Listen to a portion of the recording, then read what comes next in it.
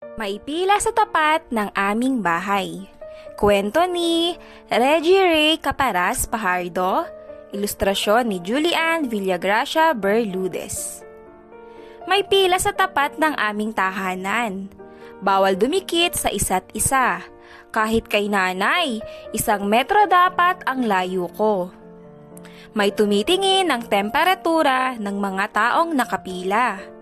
May espesyal na pila rin para sa mga nilalagnat, inuubo, matatanda at buntis. Magandang araw po! Nagpositibo po sa COVID-19 ang isang residente sa inyong sityo.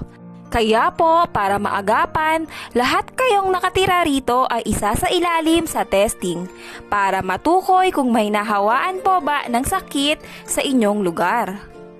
Si Dr. Mike iyon, ang doktor namin sa Rural Health Unit. Pero kakaiba ang suot niya ngayon.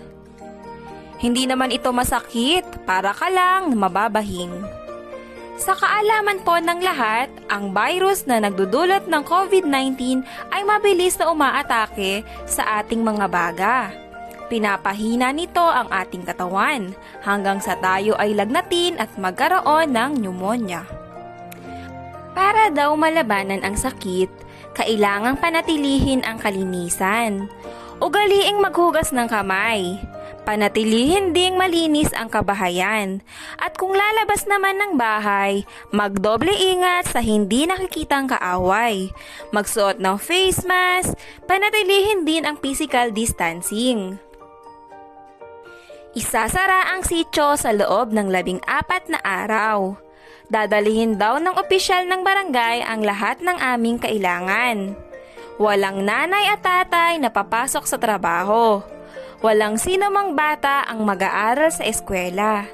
Lahat ay mananatili lang sa loob ng kani-kanilang tahanan. Nadagdagan nga ang nagkaroon ng COVID-19. Hindi na lang sityo namin ang isinara, kundi maging ibang lugar. Kaya, pinaigting panglalo ang pagtetes. Binibigyan ng agarang atensyong medikal ang sinumang positibo hanggang sa tuluyan silang gumaling.